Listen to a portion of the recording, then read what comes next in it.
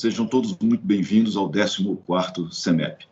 Nesse vídeo, nós vamos tratar do empoderamento dos segmentos menos favorecidos da economia e as barreiras existentes para isso.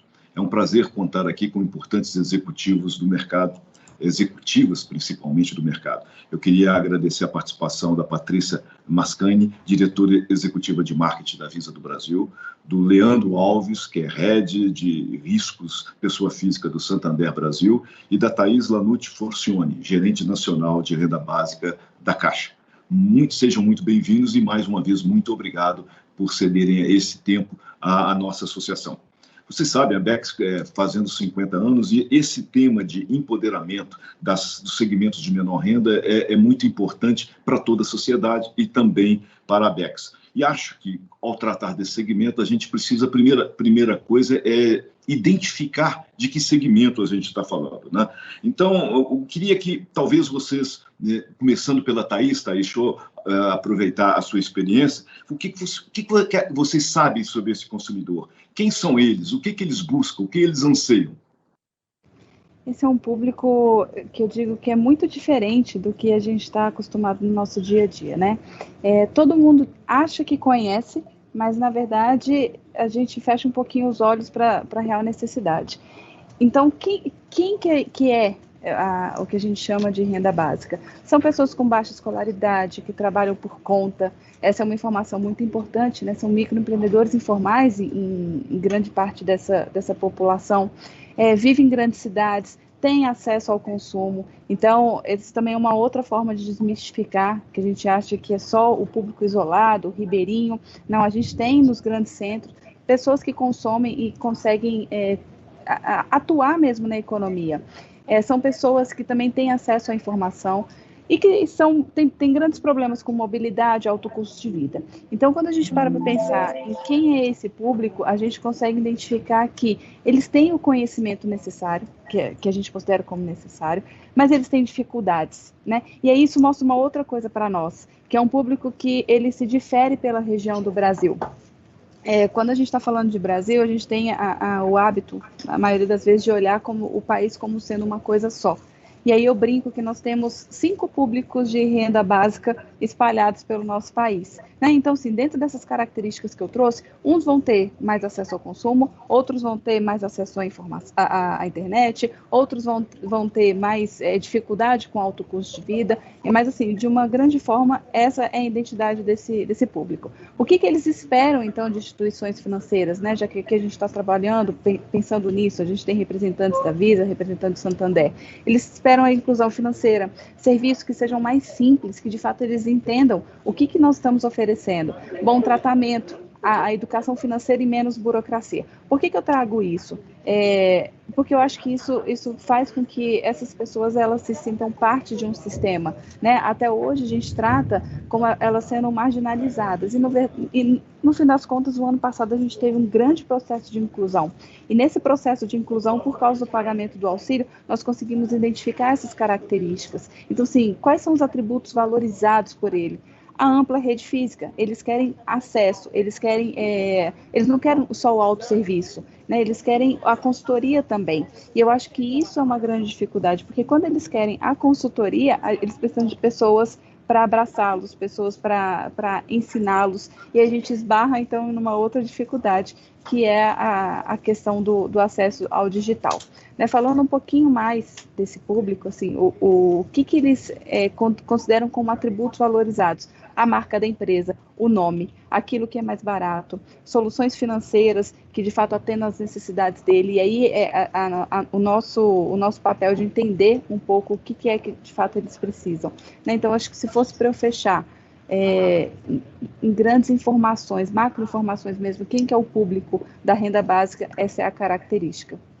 Essas são as características principais. Thaís, obrigado. Patrícia, Leandro, o que vocês gostariam de acrescentar ao que a Thaís comentou? Acho que a Thaís deu uma aula aqui para a gente. Difícil adicionar alguma coisa aqui. Mas acho que a Thaís tocou num ponto importante, que é a questão de acesso a marcas, né? Então, eu já trabalhei na minha vida passada com diversas marcas importantes, grandes, e na Visa não é diferente. E a gente tende a achar que o consumidor de classe média ou de baixa renda mesmo está só buscando o valor, né? Só o preço no final das contas. E eu já, em vidas passadas, já caí no erro de lançar produtos que eram a versão básica daquele produto que era super desejado, daquela marca super desejada. E a gente sabe que não, né? E quando a gente está falando também de um meio de pagamento como o Visa, também é um objeto de desejo. Então, ter um cartão é um objeto de desejo. Imagino que mais adiante a gente vai falar um pouquinho das barreiras, né? Posso falar um pouquinho disso também, mas apesar de todas as barreiras, ainda é algo bastante desejado, por tudo que representa. Obrigado, Patrícia. Leandro? Ricardo, a pergunta foi muito boa, tanto a Thaís quanto a Patrícia comentaram bem sobre o assunto. Acho que uma coisa que eu só gostaria de ressaltar sobre esse público é que eles também têm sonhos, eles consomem bastante, e acho que a gente tem um papel super importante no mercado financeiro de ajudar esse consumo a ser feito de forma consciente. Uma das iniciativas que o Santander tem é o Prospera, que ajuda principalmente os empreendedores autônomos a conseguirem realizar os sonhos de forma mais construtiva. O que a gente aprendeu ao longo do programa é que eles sim precisam de auxílio, mas eles têm várias ideias bem estruturadas, e com apoio e educação financeira eles conseguem prosperar e fazer o negócio evoluir. Então, quanto mais o mercado financeiro abrir as portas para esse tipo de cliente que precisa de auxílio financeiro, mas tem um objetivo comum, eu acho que melhor vai ser o resultado, tanto para os bancos, quanto para os meios de pagamento e principalmente para os clientes. Eu acho que a gente fez muita coisa, mas ainda tem uma longa estrada pela frente. Okay, obrigado, Leandro. Patrícia, aproveitando o comentário seu, um dos desafios que tem para as empresas do setor financeiro é a forma de chegar de forma relevante, decisiva, junto a esses segmentos de menor renda, né? E eu creio que ainda existem muitas barreiras para serem quebradas em relação à utilização de meios eletrônicos de pagamento. Qual a opinião de vocês? Quais seriam essas barreiras? Começando por você, Patrícia, pegando um gancho na sua resposta anterior. Tá bom. Bom, não é minha opinião, acho que se fosse minha opinião estaria errada. Então, uma das coisas que a gente foi buscar é, de fato, entender a realidade desse consumidor, que representa aí mais 50% da população brasileira, né? E um erro muito grande que a gente podia ter é a gente acreditar nas nossas percepções, né? Nas nossas próprias opiniões. Então, com a Visa não foi diferente, a gente foi tentar entender. Ouvir a Thaís, por exemplo, para mim é sempre super rico, toda vez que ela fala eu aprendo alguma coisa. Então a gente também fez esse exercício de humildade mesmo para entender a realidade, para trazer algo que fosse relevante. E a gente tinha, com estudos anteriores, mapeado uma série de barreiras que eram hipóteses de por que as pessoas não estavam usando meio de pagamento eletrônico, mais especificamente um cartão, tá? E a gente entendeu, lá no passado, tinha uma questão de segurança, tinha uma questão de não entender taxas, tinha uma questão de ter um receio de passar vergonha, porque às vezes meu cartão pode passar, às vezes meu cartão pode não passar, tem uma questão muito forte do controle, enfim, a gente tinha ali umas 10, 11 barreiras ali mapeadas, que no nosso... para o nosso plano de ação, ter aquele monte de barreira e não ter nada era a mesma coisa, porque eu precisava entender o que vem primeiro, né? Qual é a primeira barreira que eu preciso ultrapassar, quais são os medos, será que eu consigo mesmo? Porque, afinal de contas, o sistema financeiro, e eu diria que mais ainda um meio de pagamento como eletrônico, como nós somos, tem várias barreiras negativas, né, na cabeça das pessoas. Então, eu faço parte daquele universo que fez a pessoa errar a mão no orçamento financeiro dela. Então, como é que eu entendo a realidade mesmo desse consumidor para ver se eu tenho uma possibilidade de me tornar um parceiro nessa gestão financeira? E aí, o que nós entendemos? O ponto de partida, que não estava claro em nenhum estudo anterior que a gente tinha feito, é um orçamento extremamente apertado. Então, esse consumidor, ele larga o mês com 99,9%, se não mais, por cento do orçamento dele já comprometido. E eu sempre falo, né, ele precisou comprar uma água fora de casa, uma Novalgina, qualquer coisa assim, ele talvez já saia do orçamento dele. Então, a partir daí, vem uma série de dores, uma série de restrições e uma série de implicações na relação que esse consumidor tem com o dinheiro e, por consequência, com a forma como ele opta por pagar tudo que ele tem que pagar no mês.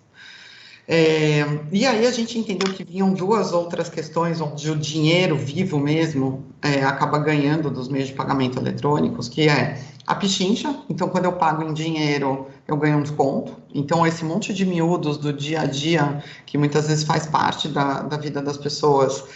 A gente tem verbatins, muitas vezes, do consumidor falando essa lata de refrigerante custa R$1,50 no cartão e custa R$1 se eu pagar em dinheiro. Né? Então, tem essa noção de que o dinheiro rende mais quando você paga em dinheiro mesmo, em dinheiro vivo. E uma outra é a questão do controle. Então, é muito forte esse medo por errar a mão, e aí isso vem de um trauma.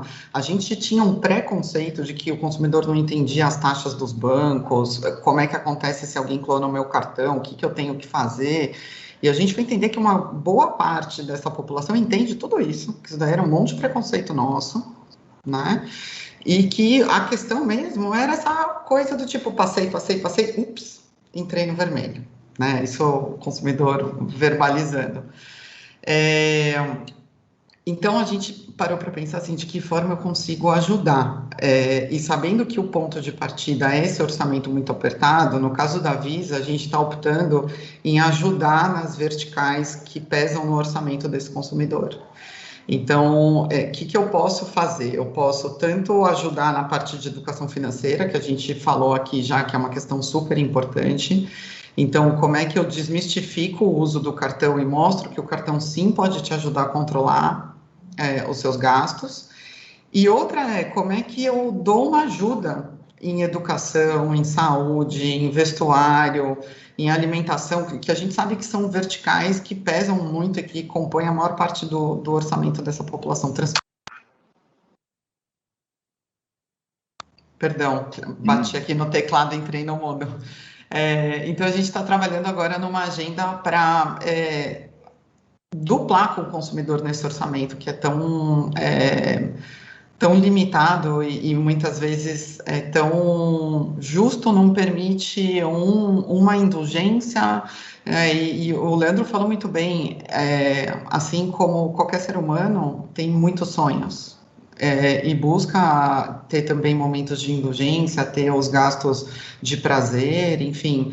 Então, a gente está trabalhando nessa agenda de dar acesso de uma forma um pouco menos dolorida, que a relação com o dinheiro seja mais suave, mais leve, e aí, por consequência, possa voltar a usar um meio de pagamento como Visa, não seja um trauma, um medo, sabe? O consumidor declara muito, se eu conseguir gerenciar ali de um jeito mais saudável, se eu tiver um desconto, se esse desconto que eu tenho no dinheiro eu conseguir ter com Visa, eu topo voltar a usar. Então, foi isso que a gente entendeu. E aí, com isso, então, a Thaís falou muito bem, né? Tem um gradiente gigante, tá? Estou super generalizando aqui.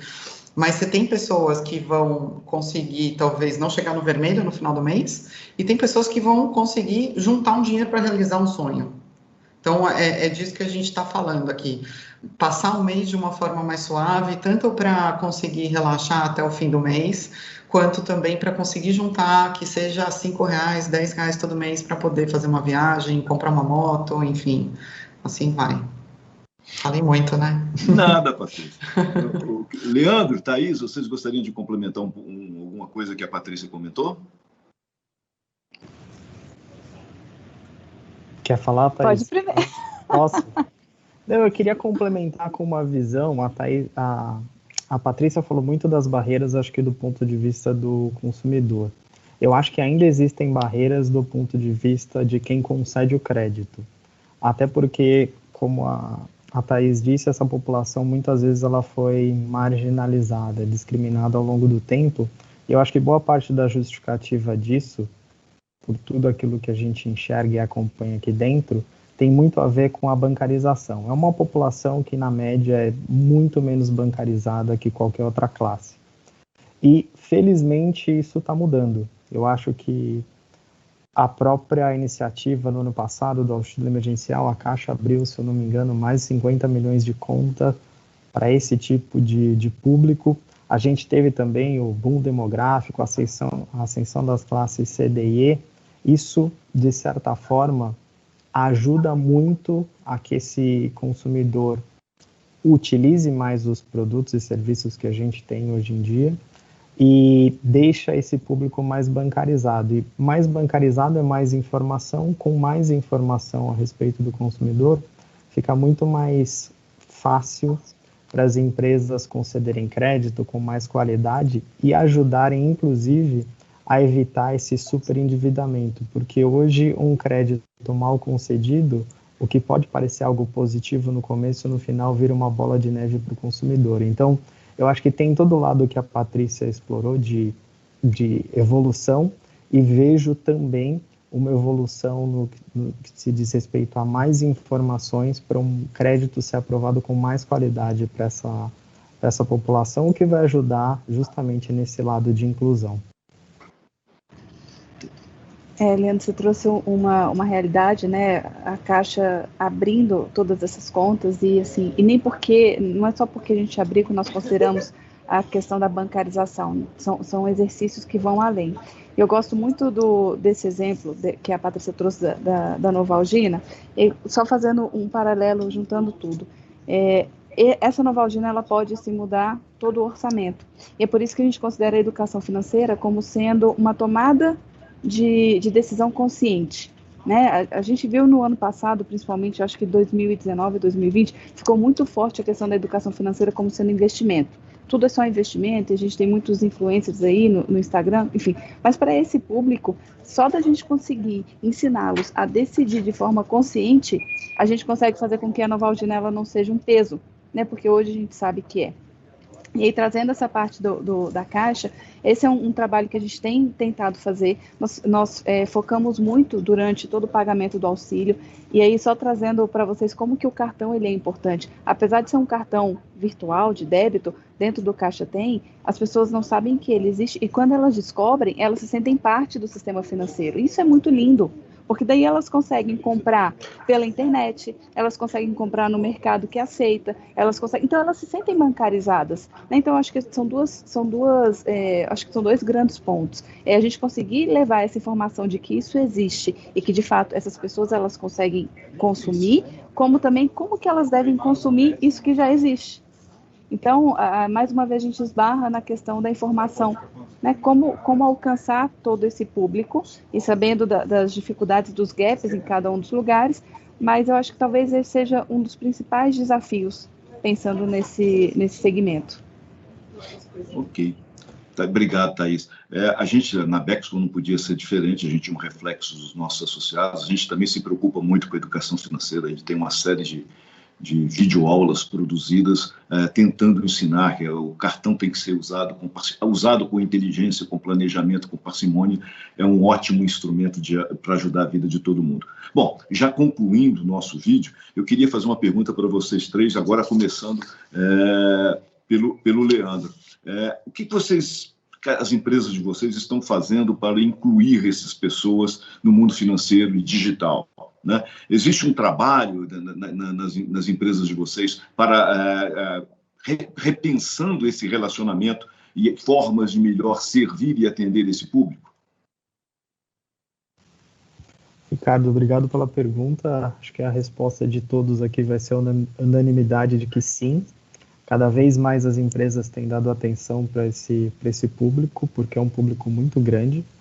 E o que o Santander tem feito, eu acho que há pelo menos 2 anos, a gente tem uma ferramenta de educação financeira que chama Santander On, onde ajuda o cliente a entender exatamente como que ele está com as suas finanças pessoais e dá dicas do que ele precisa fazer para melhorar.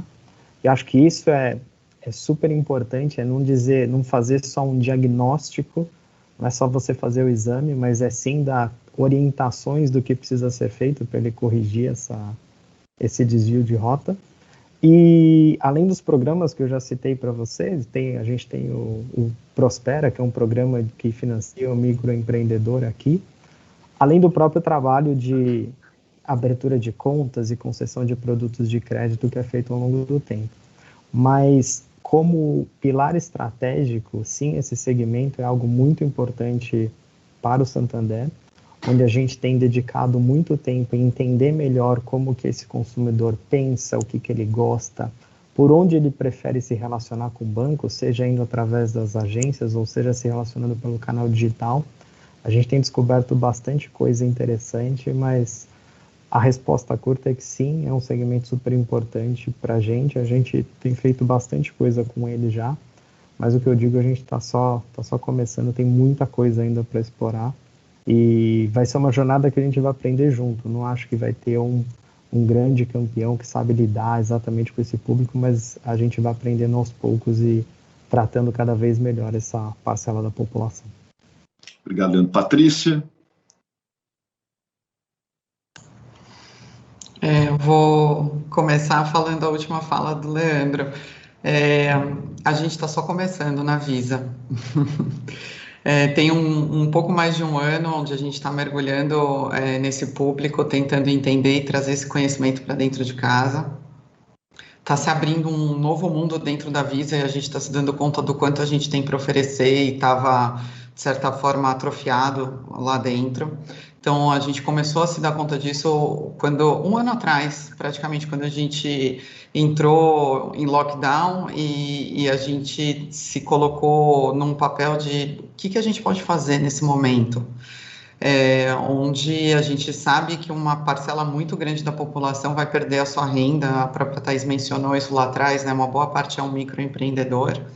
Então, a Visa começou isso praticamente em abril, a gente começou isso em abril de 2020, a começar a trazer todo esse sistema que a gente consegue orquestrar, né? O grande expertise da Visa é conectar todos os pontos do sistema financeiro, todos esses parceiros. Então, de que forma a gente coloca todo esse nosso sistema a favor do público, para ele conseguir se digitalizar. A gente começou a fazer isso muito com os pequenos negócios há um ano atrás.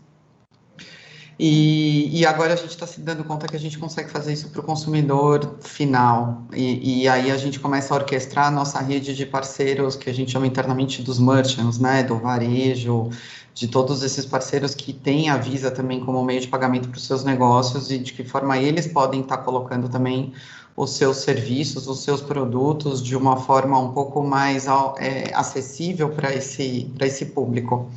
Então, a gente tem um task force gigante, isso virou uma prioridade, eu diria que a primeira prioridade que a gente tem dentro da companhia, e estamos desbravando ainda muito a aprender. O Santander para a gente é uma super referência de uma ferramenta de controle, né, do consumidor ter visibilidade do seu orçamento e saber como gerenciar para essa novalgia ser uma escolha consciente, como disse a Thaís. Mas, de fato, é uma jornada que estamos só começando. Thaís, por favor. Em relação a nós, eu acho que a gente tem um pouquinho mais de tempo na estrada. Mas, ao mesmo tempo, depois do ano passado, a gente percebeu que a gente tem um pouco mais, mas a gente precisa muito mais, né? Eu acho que o que nós temos focado agora, nesse momento, é de entender qual é, de fato, o sonho dele. O Leandro trouxe isso para nós, né? Que eles também têm sonhos. E só que não é só entender, é como que a gente se comunica com esse sonho. Porque a nossa linguagem aqui, a nossa forma de ver, não, ele precisa de ter um carro, uma moto, ou então ele precisa... Será que é isso que ele sonha? Né? O que, de fato, ele está esperando de um banco para que a gente consiga auxiliá-lo e apoiá-lo nessa trajetória. Às vezes o que ele está precisando é de um crédito para que ele formalize o empreendimento dele, né? Que ele saia da informalidade e aí ele vira um empreendedor. Então, acho que o auxílio, o 2020 veio para mostrar isso para nós, que apesar da gente trabalhar muito com esse público, tem muita coisa que a gente não conhece, a gente não sabe a realidade, como que é o desafio de todo mundo. Então, eu acredito que aqui estamos todos no mesmo universo, de aprofundar e de saber um pouco mais sobre as expectativas e o que de fato esse segmento espera de um banco, espera da rede financeira, né? E assim, tentando trazer um pouquinho mais do que eu enxergo, a gente tem um longo caminho, mas nós já começamos. E eu gosto sempre de brincar que a gente pode fazer do limão uma limonada, né? A pandemia veio, ela nos mostrou coisas que, às vezes, a gente até tinha no nosso radar, mas não era tão claro assim, mas agora se tornou muito latente e nós estamos nos abraçando para fazer mudar, né, essa classe, mudar o que oferecer, conhecer mais e trazer desenvolvimento para o Brasil. Eu acho que essa união é o que vai fomentar o resultado para daqui, nem digo desse ano não, mas daqui uns 5 anos talvez a gente vai ver bastante resultado do que foi iniciado nesses últimos anos. Ok. Obrigado, Thaís, obrigado, Patrícia, obrigado, Leandro, obrigado a todos vocês que estão assistindo e a gente se vê no próximo vídeo do CEMEP, 14º CEMEP. Muito obrigado a todos. Obrigada a vocês. Até mais, tchauzinho. Até. Obrigado, até mais, pessoal. Obrigado.